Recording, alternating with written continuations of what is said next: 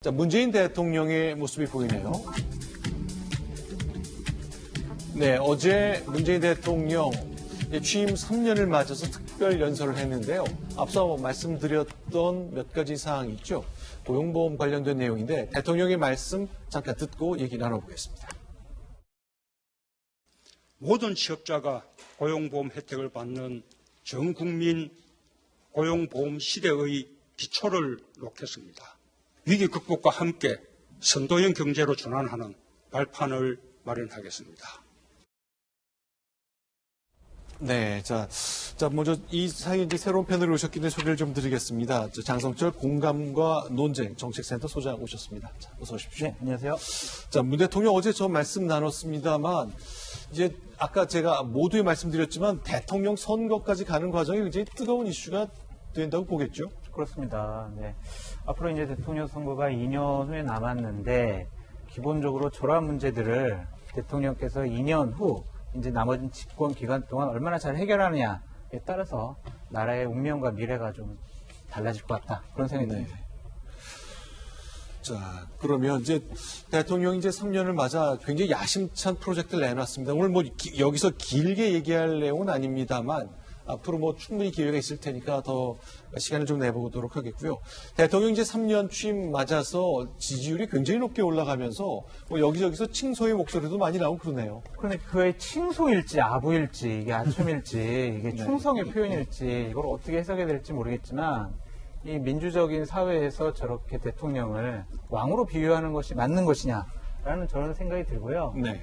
저는 저를 하나의 선동이라고 보여지는데 저런 선동이 자율적 시민사회를 되게 위협한다라는 생각도 들고 또한 새로운 민주적 권위주의 시대가 도래하는 것이 아니냐 그런 생각이 듭니다.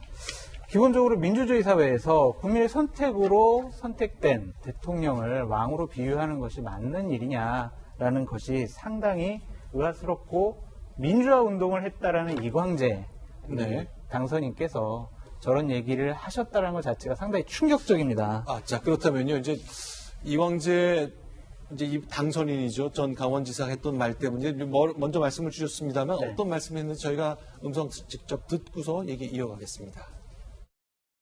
노무현 대통령과 문재인 대통령이 어떻게 보면 태종 같은 거거든. 그러니까 기존의 질서를 해체하고 새롭게 과제를 만들고 하는 태종이었다면 세종의 시대가 올 때가 됐다. 근데 보는 분에 대해서는 저게 뭐 아부다 아첨이다 할 수도 있겠지만 사실 임기 3년이 지난 시점에 대통령이 국민의 지지율이 70% 넘는다는 것은 그만큼 인정을 받았다는 그리고 저 얘기잖아요. 이광재 당선인의 이야기는 그런 맥락으로 보이는데요. 과거에 이제 노 대통령이, 노무현 전 대통령이 조금 자괴적으로 이런 말을 한 적이 있었어요. 다 마친 다음에 내가 이제 새 시대의 첫 차가 되고 싶었는데 네. 구시대의 막차의 역할이라도 다 하면은 좋겠다 이야기를 한 것 같은데 우리가 이제 조선왕조에 대한 이런 공부들을 하다 보면은 태종하고 세종이 약간 그런 역할인 거죠. 태종은 선정을 베풀고 이런 것을 자기는 하고 싶었지만은 고려에서부터 내려오는 그리고 또 개국에서부터 내려오는 이 레짐들에 대한 정리를 통해서 새시대 세종으로부터 이렇게 새시대가 열리는 것을 이제 만들어주는 역할을 했다.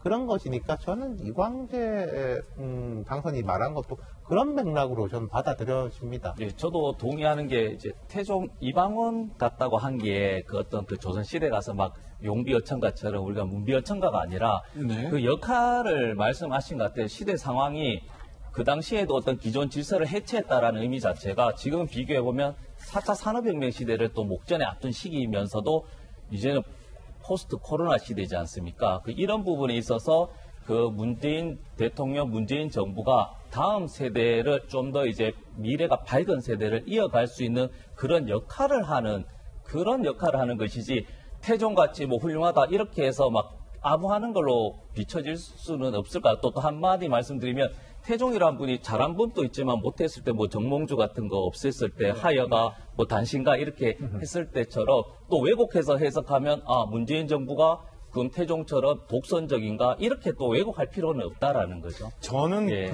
이제 제가 볼 때 조금 제가 왜곡돼서 보고 있는지 모르겠습니다만 네. 제 눈에는 이상하게 숨은 그림이 보여갖고 좀 걱정되는 부분이 있어요. 지금 네. 서 대표님 말씀 주신 그렇게 해석이 되면 좋지만 저는 이게 그 조선이라는 나라를 만든 태종, 세종 이렇게 가면서 지금 대통령 지지도 70% 이상, 그 다음에 이번 총선에서 그 민주당의 유례 없는 압승 이런 걸 보면서 많은 언론들이 그런 표현을 하거든요.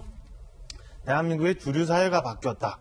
이런 얘기를 하는데 혹여 지금 이광재 당선인을 포함한 586 그다음에 그 전에 친노 친문이 핵심 그룹에서 대한민국의 주류를 바꾸고 그다음에 국민 통합과 이런 거와는 별개로 우리를 중심으로 한 사회가 만들어지고 있기 때문에 노무현 전 대통령 그다음에 지금 문재인 대통령이 과거 조선시대의 왕처럼 보여지고 새로운 왕조를 만들어 나가는 거다라는 인식을 갖고 있을까봐 저는 조금 걱정이 되고 제 눈에는 왜곡되게 제가 보고 있는지 모르겠지만 그런 숨은 그림이 좀 보이는 것 같아서 좀 걱정스럽다. 이런 한마디만 말씀을 더 드리고 싶어요. 붙이자면 저기 이렇게 보니까 알레오의 이제 멤버들이지 않습니까?